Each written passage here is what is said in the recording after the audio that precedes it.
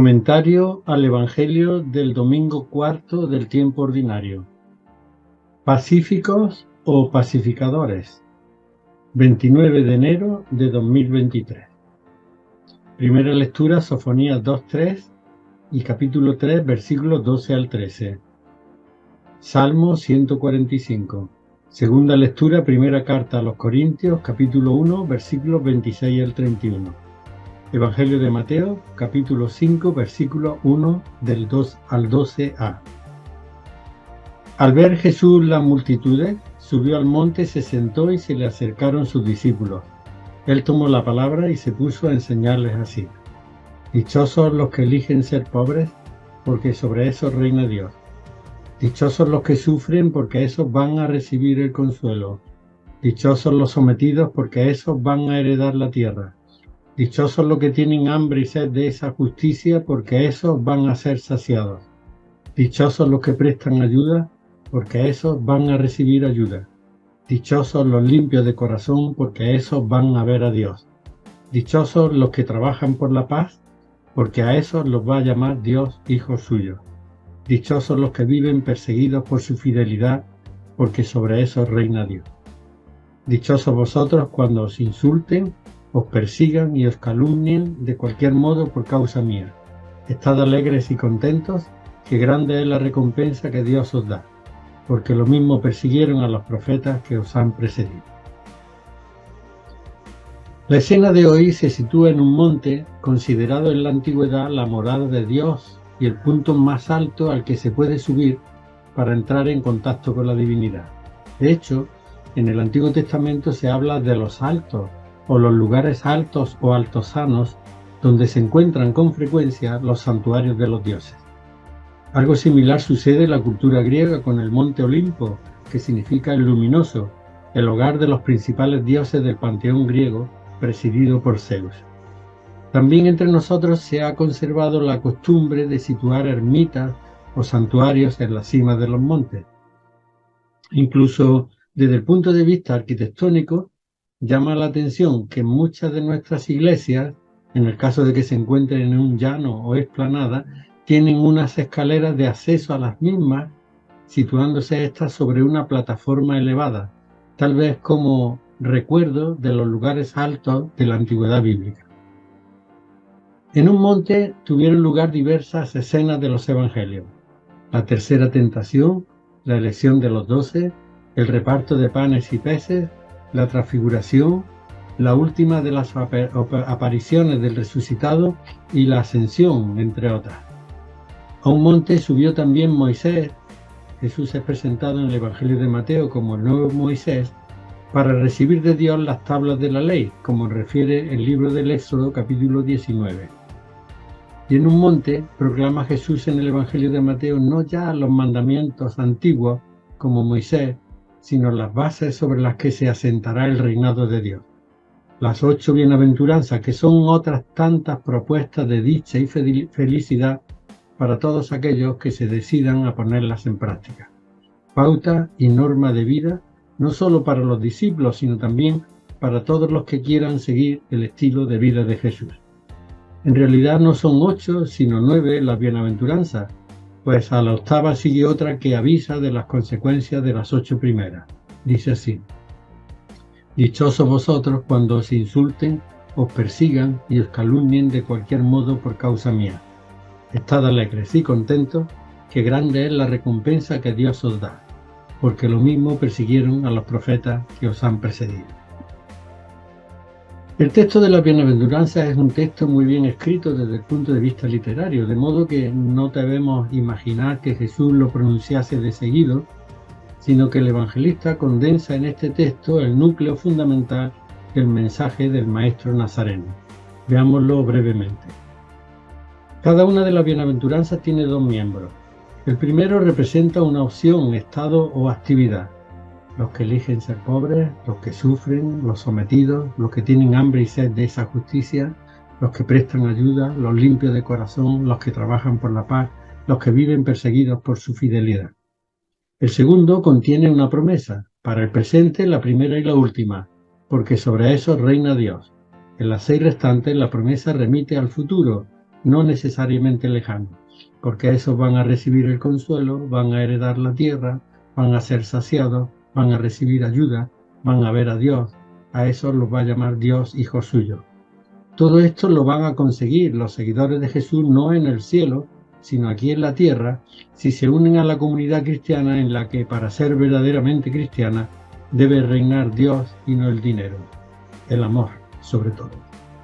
De estas 6, las 3 primeras mencionan un estado doloroso para el ser humano del que se promete la liberación.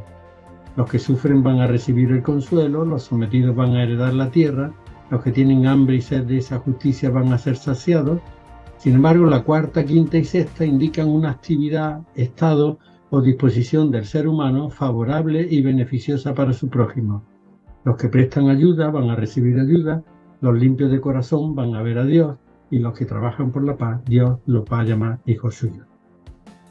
Las 9 bienaventuranzas comienzan por la palabra dichosos, pues el camino que propone Jesús lleva a la dicha, que no consiste en otra cosa que en alcanzar la plenitud humana, el pleno desarrollo humano, para lo que la primera y principal condición es amar al prójimo más que al dinero, servir a Dios y no al dinero, que en cuanto acumulado y no repartido impide que los demás puedan llevar una vida digna, sometidos a la precariedad y a la pobreza, en infinidad de casos extrema que les impide alcanzar la felicidad. La palabra dichoso se pone en el Antiguo Testamento en relación con todo lo que hace feliz al hombre en esta tierra: abundancia de riqueza, numerosa descendencia, honores, larga vida, etc. Pero Jesús rompe esa línea, pues la dicha o felicidad no se consigue ni con la riqueza, ni con la numerosa descendencia, ni con los honores, ni siquiera con una larga vida. Solo hay un camino para la felicidad, y este es el amor a los demás más que a uno mismo, como Jesús enseñó en la última cena: amaos como yo os he amado. Solo el amor sin barreras puede saciar la sed de felicidad del corazón humano. De todas las bienaventuranzas, la más importante es la primera, pues las demás pueden considerarse resultado o efecto de esta. Llama la atención que esta primera bienaventuranza haya sido mal traducida por dichosos los pobres de, los pobres por, los pobres en el espíritu, porque de ellos es el reino de los cielos. La palabra espíritu, dicha del ser humano, denota un impulso interior que empuja a la acción. La expresión pobre de, por, en el espíritu, podría decirse, por tanto, no de aquellas personas que son pobres materialmente, pues en la pobreza forzosa no puede haber felicidad, sino de aquellos que lo son por un impulso interior, esto es, pobres por propia elección o por propia decisión, o lo que es igual. Pobres porque han elegido libremente una vida pobre y austera, precisamente para no acumular en sus manos lo que los demás necesitan para llevar una vida digna. A estos pobres yo los llamaría pobres solidarios, y estos son los destinatarios de la primera bienaventuranza, que no va dirigida a los pobres de espíritu, expresión que se usa para designar una persona de poco ánimo, ni a los que están interiormente desprendidos de las riquezas, pero sin dejarlas, como se ha entendido a veces, sino a aquellos que son pobres en realidad como resultado de su propia decisión, pues solo a estos tienen a Dios por rey, esto es, solo a estos demuestran en su vida, renunciando a los bienes, que Dios reina sobre ellos. Estos pobres solidarios sufrirán sin duda persecución por parte de esta sociedad descaradamente neoliberal y capitalista, cuya base minan y cuyo único Dios es el dinero. Estos pobres por decisión propia deben alegrarse desde ahora, pues este género de vida los llevará a la plenitud de la madurez humana, que se basa no en el tener para mí, sino en el ser para los otros. Así de claro es. Pero qué difícil es poner en práctica esta opción por la pobreza voluntaria, que representa la mejor plataforma para la que luchar, desde la que luchar eficazmente para que no haya pobres en la tierra. Como en este comentario no hay espacio para explicar todas las bienaventuranzas, yo quisiera detenerme brevemente a explicar y aplicar a nuestro mundo la séptima bienaventuranza, que dice así: dichosos los que trabajan por la paz, porque a esos los va a llamar Dios hijos suyos. Esta bienaventuranza se ha traducido por dichosos los pacíficos, pero esta traducción no es exacta, pues ser pacífico denota más bien la actitud pasiva de alguien que no crea problemas, de alguien que está tranquilo o que es tranquilo. La palabra griega eirenopoioi significa literalmente los que hacen la paz, los que construyen la paz, los que trabajan por la paz, no los pacíficos, sino los pacificadores. La paz, que para un oriental no es simplemente una ausencia de guerra, como define esta palabra María Moliner, ni estado de ánimo en el que no hay lugar para la lucha, traducida por tranquilidad. La paz que construyen estos dichosos es, como se entendía entre los orientales, esa dimensión elemental de la vida humana, sin la cual ésta pierde gran parte de su sentido. Ese clima de las relaciones humanas que hace próspera a la vida y digna de ser vivida.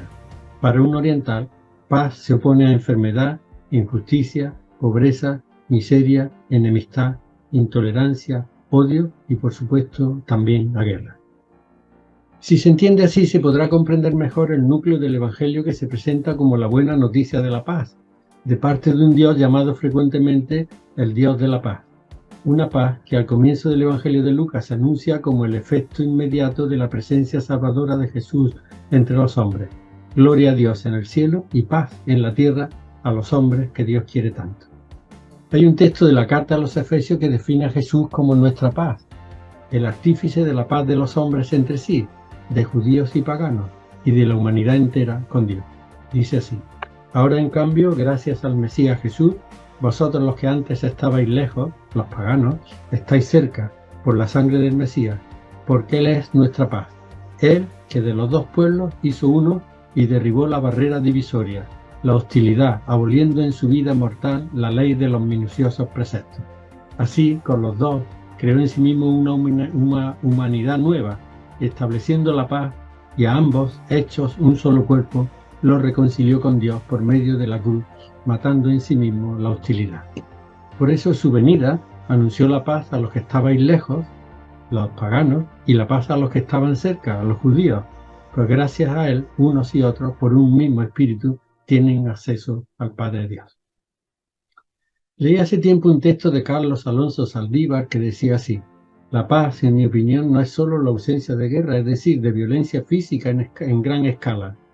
Vivimos en un mundo en el que existen al menos otras dos formas de violencia que considero difícilmente compatibles con la paz.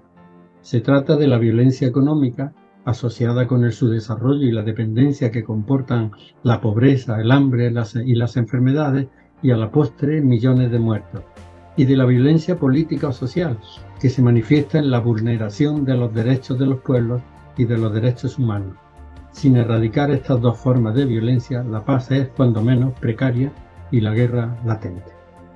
Hoy, tal vez más que nunca, es necesario convocar a todos los que hacen la paz, a los que construyen la paz, a los que trabajan por la paz, a los pacificadores, para sumarse a ellos, acabando con todas las clases de violencia económica, política o social que impide la realización plena del ser humano. Y por supuesto, cómo no, para levantarse contra quienes provocan, mantienen y alimentan la guerra, que no solo no fomenta el desarrollo humano, sino que acaba directamente con la vida de tantos seres, dejando las ciudades convertidas en un desierto de escombros. Según leo en la BBC, se estima en más de 200.000 el número de víctimas mortales de la guerra de Ucrania, repartidos a partes más o menos iguales entre los dos bandos, más unos 40.000 civiles heridos. No sé en realidad si las cifras son exactas, pero en todo caso urge que surjan entre las partes implicadas, Rusia, Ucrania, Estados Unidos y Europa al menos, pacificadores que se sienten a negociar cuanto antes una paz justa y duradera. Y dichosos esos que trabajen por la paz, acabando de una vez por todas con una guerra que está poniendo en jaque a toda la humanidad por las consecuencias terribles que está conllevando. Poner en práctica la séptima de la bienaventuranza es hoy más urgente que nunca. Dichosos los que trabajan por la paz, entendida en el sentido arriba definido, y no solo para Ucrania, sino también para todos los países actualmente envueltos en conflictos militares y guerras, y también para todos aquellos países en los que los ciudadanos no pueden gozar de paz por causa de las enfermedades, la injusticia, la pobreza, el hambre, la miseria, la intolerancia o el odio. Dichosos los que trabajan por la paz, haciendo posible una vida sana y armónica y contribuyendo al pleno desarrollo humano, porque a esos Dios los va a llamar hijos suyos, esto es, lo va a hacer de su misma naturaleza. La paz, así entendida, se convierte en el desideratum supremo de la vida humana por el que hay que luchar sin tregua.